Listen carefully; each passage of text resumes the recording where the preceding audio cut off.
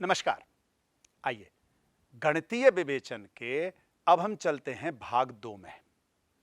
भाग 1 में क्या पढ़ा, भाग 2 में क्या पढ़ेंगे, आइए देखते हैं। भाग 1 में हम सब ने कथन क्या होता है, स्टेटमेंट, गणितीय कथन के बारे में, किस वाक्य को हम गणितीय कथन कहेंगे, किसे नहीं कहेंगे, इस बात को जाना था। इसके बाद साथ साथ ही उस कथन को नकारना, कथन का नेगेशन कैसे करें, यह हमने सीखा था। इस भाग में हम जानेंगे मिश्र कथन अर्थात संयुक्त कथन, दो कथनों को मिलाकर के अर्थात कंपाउंड स्टेटमेंट के बारे में हम इसमें जानेंगे। और इसमें जब दो वाक्यों का कंपाउंड स्टेटमेंट बनाना है, मिश्र कथन बनाना है, तो कुछ विशेष शब्द और वाक्यांश काम में लेंगे जिसे हम स्पेशल वर्ड्स या फ्रेजेस भी कहते हैं, जिनके माध्यम से दो कथनों को मिलाकर हम एक मिश्र कथन बनाएंगे। तो आइए चलते हैं आगे। एक वाक्य गणित के अनुसार कथन कहलाता है जब वह सत्य है या असत्य है। अगर वह सत्य या असत्य कुछ भी कहने की स्थिति में नहीं हो या दोनों ही कहने की स्थिति में हो, तो वह वाक्य कभी भी गणितीय कथन नहीं कहलाएगा। इसी प्रकार हमने पहले भाग में और देखा था कि यदि कोई भी विस्मय बोधक हो, कोई आदेश हो, कोई प्रश्न हो या ऐसा कोई वाक्य हो जिसमें एक अनिश्चित समय हो, जैसे आज लिखा हो, कल लिखा हो, या बीता हुआ कल लिखा हो, या यहां से दूरी कितनी है या वहां से दूरी कितनी है, ऐसा कोई भी शब्द अगर उस वाक्य में है तो वह भी गणितीय कथन नहीं कहलाएगा। इसके बाद हमने उस पिछले भाग में देखा था निषेधन के बारे में। तो निषेधन किसी भी वाक्य का यानी नकारना या नेगेशन अगर हम करते हैं तो तीन प्रकार से कर सकते हैं। एक तो हम लिखेंगे यह वस्तु स्थिति नहीं है, या यह असत्य है, और या फिर सीधा सीधा नहीं का प्रयोग भी कुछ वाक्यों में कर सकते हैं, और इस तरह से हम उसका निषेधन करते हैं। अब हम आते हैं आगे। आइए, मिश्र कथन यानी संयुक्त कथन। जब हम संयुक्त कथन की बात करते हैं तो इसमें ऐसे गणितीय कथन जो हमारी कसौटी पर खरे उतरे हों, यानी जिन्हें हम वास्तव में गणितीय कथन कहते हैं, उन कथनों में को चाहे एक हो, दो हो या इससे अधिक हो, उनको और से या फिर या से संयोजक ऐसे शब्दों को मिला करके और जब हम बड़ा कथन बनाते हैं उसे हम कंपाउंड स्टेटमेंट या मिश्र कथन कहते हैं। जैसे बल्ब या बिजली के तार में कुछ खराबी है। अब यह ध्यान देने की बात है कि बल्ब के तार में कुछ खराबी है या बिजली के तार में कुछ खराबी है। खराबी कहां है? दो जगह हो सकती है, यानी दो कथन हैं गणित के। तो पहला कथन हुआ कि बल्ब में कुछ खराबी है, दूसरा कथन हो गया बिजली के तार में कुछ खराबी है। ये दोनों कथन एक संयोजक से मिले हुए हैं और वो संयोजक है या शब्द के द्वारा ये दोनों कथन जोड़े गए हैं, इसलिए इसको हम कंपाउंड स्टेटमेंट या मिश्र कथन कहते हैं। एक और कथन देखते हैं। 7 एक विषम संख्या है और 7 एक अभाज्य संख्या है। इन दोनों को अगर हमें मिश्र कथन बनाना है तो हम कैसे बना सकते हैं, और के द्वारा बनाना है, हमें मालूम है। तो हम क्या बनाएंगे? 7 विषम और अभाज्य दोनों ही प्रकार की संख्या है। तो गणितीय कथनों को पिछले वाक्य में हमने या से जोड़ा, इस वाले को और से जोड़ा, तो एक मिश्र कथन किसे कहेंगे? जो दो या दो से अधिक कथनों द्वारा बना हो, और इस स्थिति में जो एक कथन होगा उसे हम घटक कथन कहते हैं। अर्थात इस पूरे कथन में 7 विषम और अभाज्य दोनों ही प्रकार की संख्या है। इसमें 2 घटक कथन हैं, एक 7 एक विषम संख्या है और दूसरा 7 एक अभाज्य संख्या है। आइए आगे और देखते हैं। निम्नलिखित मिश्र कथन के घटक कथन हमें पता करने हैं कि ऐसे कौन से 2 घटक कथन हैं जिनसे ये बने हुए हैं। आकाश नीला है और घास हरी है, हमें पता है, बहुत सीधा सीधा दिखाई दे रहा है। पहला घटक कथन हो गया आकाश नीला है, दूसरा घटक कथन हो गया घास हरी है, दोनों और संयोजक शब्द से जुड़े हुए हैं। वर्षा हो रही है और ठंडक है, 2 कथन और से जुड़ रहे हैं। सभी परमेय संख्याएं वास्तविक संख्याएं होती हैं और सभी वास्तविक संख्याएं सम्मिश्र संख्याएं होती हैं। फिर से ध्यान देने की जरूरत यह है कि सभी परमेय संख्याएं वास्तविक संख्याएं होती हैं। यहां तक तो हमारी समझ में आता है, हमें लगता है कि बिल्कुल है कि जितनी भी परमेय संख्याएं वो सब वास्तविक संख्याएं होती हैं। लेकिन दूसरा जो वाक्य लिख रहा है कि सभी वास्तविक संख्याएं सम्मिश्र संख्याएं भी होती हैं, क्या ये सत्य है या असत्य, इसके फेरे में नहीं पड़ना। हमें क्या देखना है कि वह या तो सत्य होना चाहिए या फिर कथन असत्य होना चाहिए। यहां पर यह इसके प्रामाणिकता को पूरी तरह पालन कर रहा है। अतः यहां 2 कथन हो गए, पहला सभी परमेय संख्याएं वास्तविक संख्याएं होती हैं और दूसरा हो गया कि सभी वास्तविक संख्याएं सम्मिश्र संख्याएं होती हैं। इन दोनों कथनों को और से जोड़ा गया है। 0 एक धन संख्या है या एक ऋण संख्या है। फिर से 2 वाक्य, 0 धन संख्या है या 0 एक ऋण संख्या है। या शब्द से इनको जोड़ा जा रहा है। तो हमारा इस गणितीय विवेचन में मुख्य रूप से घटक कथन, उस घटक कथन के आधार पर वह सत्य है या असत्य यह जानना, फिर सत्य और असत्य जान करके इनको किसी संयोजक से, चाहे वो और हो या कुछ और हो, उनसे जोड़ करके एक मिश्र कथन बनाना, यही इसमें एक मुख्य था। आइए आगे देखते हैं। विशेष शब्द या वाक्यांश। अब हम ये देखेंगे कि अगर मैंने और के द्वारा या के द्वारा कोई गणितीय कथन बनाया तो पूरा गणितीय कथन अब सत्य होगा या असत्य होगा। इनके द्वारा कथन बनाना तो आ गया, लेकिन वह सत्य होगा पूरा या असत्य होगा, यह अब आगे देखते हैं कि गणितीय कथन में जो संयोजक शब्द है इनका बड़ा महत्व है। हम पहले बात करते हैं और की। किसी बिंदु का एक स्थान होता है और उसकी स्थिति निर्धारित की जा सकती है।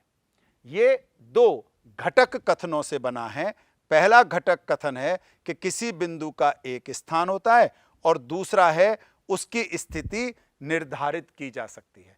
अगर ध्यान से देखें तो ये दोनों कथन सत्य हैं, क्योंकि कोई भी बिंदु एक स्थान पर ही होता है और वह उसकी स्थिति को निर्धारित करता है। दोनों कथन सत्य हैं। एक और वाक्य देखते हैं, आइए। संख्या 42 5 और 6 और 7 से भाज्य है। अब 5, 6 और 7 से भाज्य है 42। ध्यान से देखना क्या है, 3 कथन बनेंगे। पहला, 42 संख्या 5 से भाज्य है, 42 संख्या 6 से भाज्य है और 42 संख्या 7 से भाज्य है। 3 घटक कथनों को मिलाकर के यह मिश्र कथन बना है। लेकिन ध्यान कहां देना है, क्या 42 5 से भाज्य हो सकती है क्या? बिल्कुल नहीं हो सकती। इसलिए यह हो गया हमारा असत्य कथन। 42 6 और 7 से तो होती है, इसलिए ये दोनों कथन हमारे हो गए सत्य कथन। पिछले वाक्य में दोनों सत्य थे, इस वाले में एक असत्य है, 2 सत्य हैं। तो ये गणितीय कथन पूरा सत्य होगा या असत्य होगा। आइए इसको देखते हैं। हमें निम्नलिखित नियम प्राप्त होता है। क्या हमने देखा कि इसमें एक असत्य है और दो सत्य हैं, लेकिन इस पूरे कथन को क्या कहेंगे तो इसके कुछ नियम हैं। पहला, संयोजक और के प्रयोग, जो पिछला वाक्य था, द्वारा बना मिश्र कथन सत्य होगा कब? यदि उसके सभी घटक कथन सत्य हों।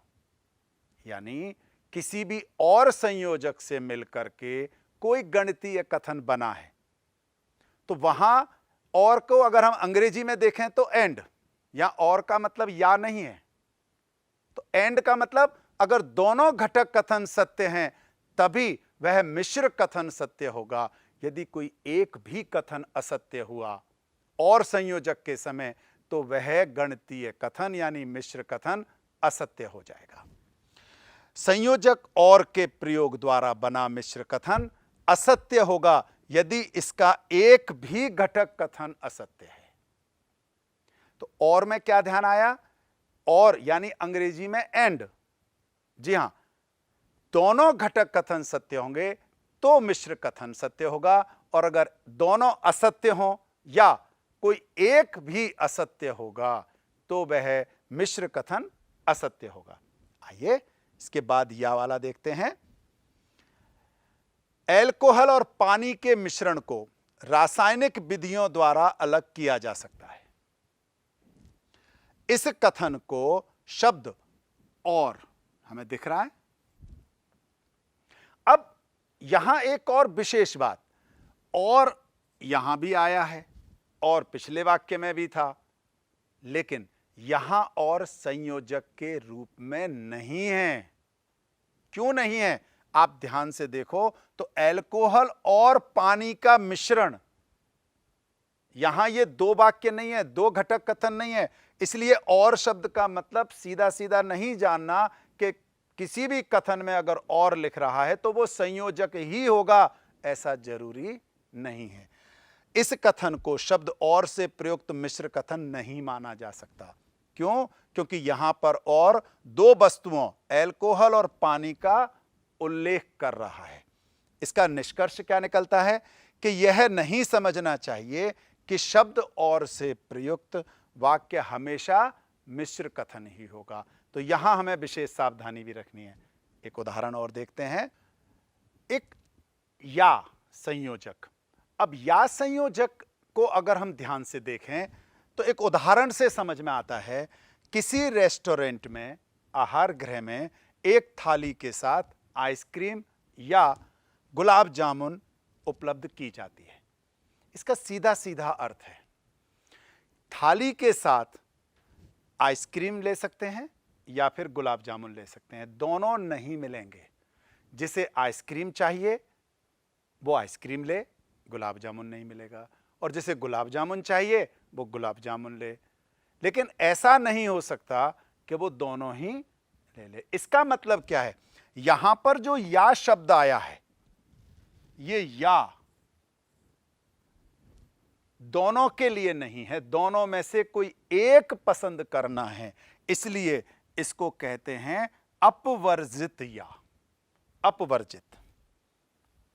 कब? जब व्यक्ति के पास आइसक्रीम और गुलाब जामुन दो नहीं ले सकते, दोनों में से कोई एक चूज करना हो, एक चुनना हो, तो वह या कहलाता है अपवर्जित या।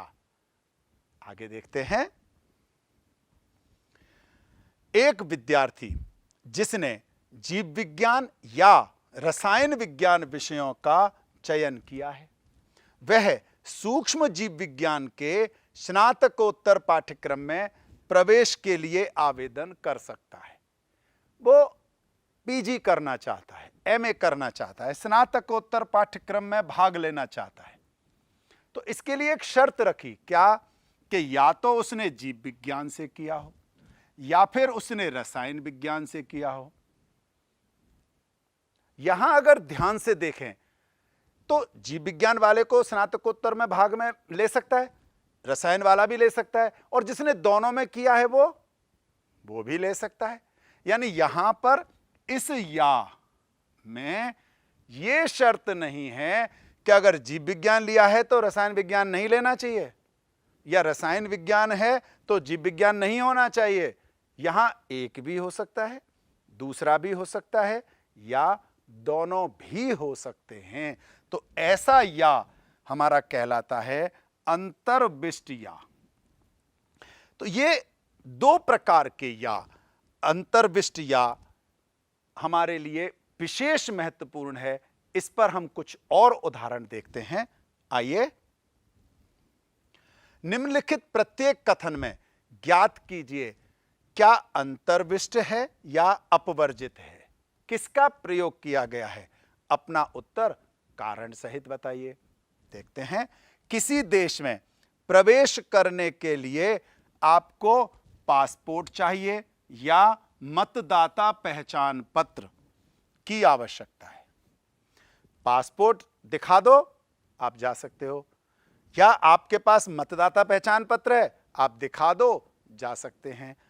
क्या दोनों हैं तो नहीं जा सकते क्या? बिल्कुल जा सकते हैं। दोनों हैं, लेकिन दिखाना तो दोनों में से एक ही है। तो एक भी हो सकता है, दूसरा भी हो सकता है, दोनों भी हो सकते हैं। इसलिए यह कहलाया अंतर्विष्ट या। आगे देखते हैं, अवकाश या रविवार के दिन विद्यालय बंद रहता है। कोई ना कोई छुट्टी का दिन आ गया, उस छुट्टी वाले दिन विद्यालय बंद होगा। रविवार है, उस दिन विद्यालय बंद होगा। अब मान लो कोई अवकाश का दिन, कोई त्योहार रविवार के दिन ही आ गया तो बंद होगा। यहां पर ऐसा नहीं है कि जी अगर अवकाश के दिन बंद हो गया तो रविवार को स्कूल खुल जाएगा, या रविवार को स्कूल बंद रहा था इसलिए अब अवकाश के दिन खुलेगा। ऐसा नहीं होता। यहां पर भी अगर हम देखें तो जो या है वो हो गया हमारा अंतर्विष्ट या। तीसरा उदाहरण देखते हैं, दो रेखाएं एक दूसरे को एक बिंदु पर काटती हैं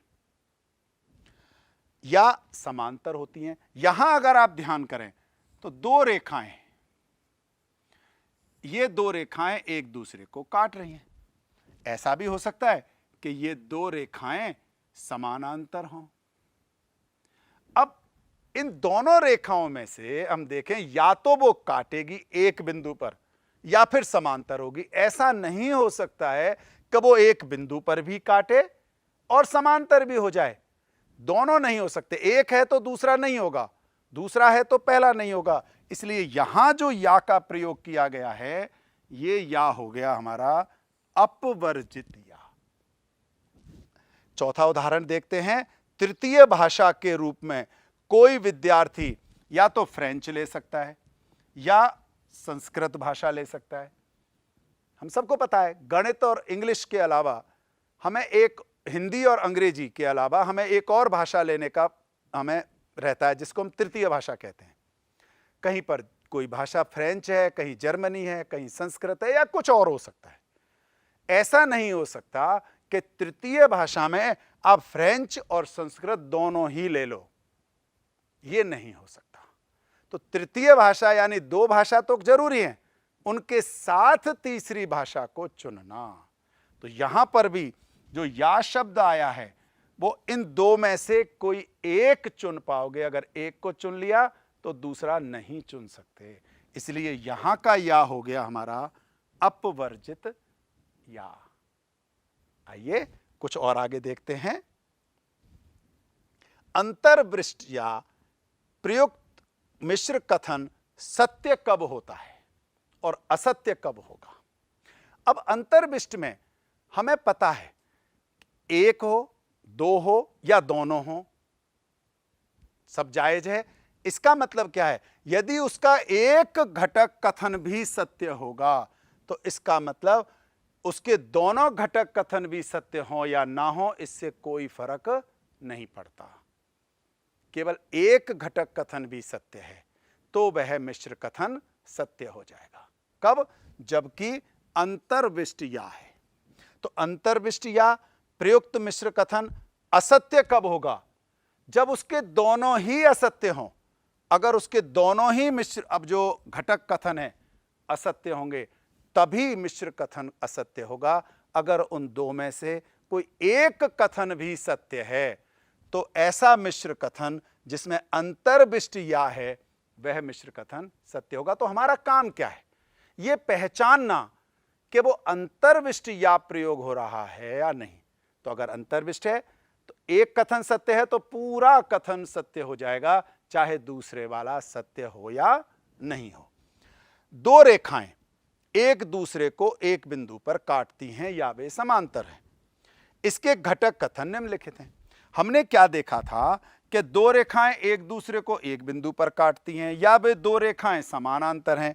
यहां विशेष बात कि यदि P सत्य है तो Q असत्य होगा ही, और यदि P असत्य है तो Q सत्य होगा ही। यहां पर उसके लिए चॉइस नहीं है। एक सत्य है तो निश्चित तौर पर दूसरा असत्य होगा, और अगर दूसरा सत्य है तो पहले वाला असत्य होगा। अतः मिश्र कथन सत्य है। यहां विशेष तौर पर देखने की बात है कि यदि P सत्य है तो Q असत्य होगा। आइए उदाहरण और देखते हैं। संख्या 125 संख्या 7 या संख्या 8 का गुणज है। अब 125 इसमें दो घटक कथन हो गए। 125 7 का गुणज है, 125 8 का गुणज है। लेकिन अगर ध्यान से देखें तो ये दोनों ही कथन असत्य हैं। दोनों ही कथन असत्य हैं, क्योंकि 125 7 में भी नहीं आता गुणज में और ना 8 के में आता है। तो P और Q दोनों असत्य हो गए। जब दोनों असत्य हैं तब यह मिश्र कथन असत्य होगा। और देखते हैं, विद्यालय बंद है यदि आज अवकाश का दिन है या रविवार है। और इसको भी देखते हैं, विद्यालय बंद है यदि आज अवकाश का दिन है, विद्यालय बंद है यदि आज रविवार है। निश्चित तौर पर विद्यालय बंद होगा ही, या तो अवकाश का दिन हो या रविवार का हो। अर्थात यहां दोनों कथन सत्य हैं। जब दोनों सत्य हैं तो मिश्र कथन सत्य हो गया। तो क्या ध्यान में आया? दोनों कथन असत्य हैं तो मिश्र कथन असत्य होगा ही। दोनों कथन सत्य हैं तो मिश्र कथन सत्य होगा ही। तो यहां हमने देखा कि अगर दोनों असत्य थे तो मिश्र कथन असत्य हो गया, दोनों सत्य हैं तो मिश्र कथन सत्य हो गया। वहीं अपवर्जित में हमें क्या याद देखना है? एक सत्य है तो वह पूरा सत्य होगा, एक असत्य है तब भी वो सत्य होगा। लेकिन अपवर्जित में अगर एक भी असत्य हुआ तो वह वाक्य असत्य हो जाएगा।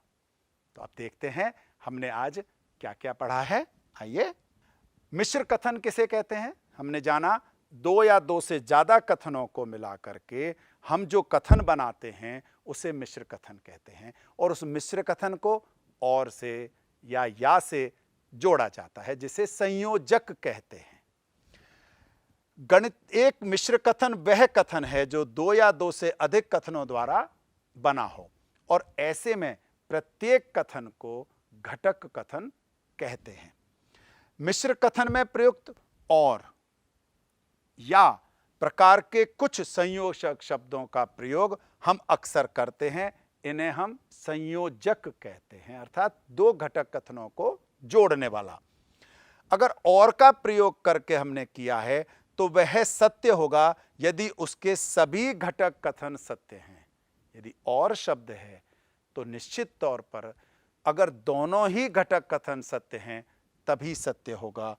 संयोजक और के प्रयोग द्वारा मिश्र कथन असत्य होगा यदि उसका एक भी घटक कथन असत्य है, तो वह असत्य हो जाएगा।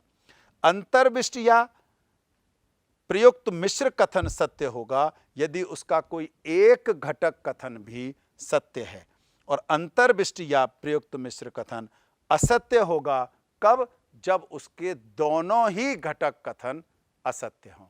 तो हमें ध्यान में आया होगा कि जो गणितीय कथन हैं, जो घटक कथन हैं, उनको मिला करके जो हमने मिश्र कथन बनाया, वो पूरा मिश्र कथन कब सत्य होगा और कब असत्य होगा।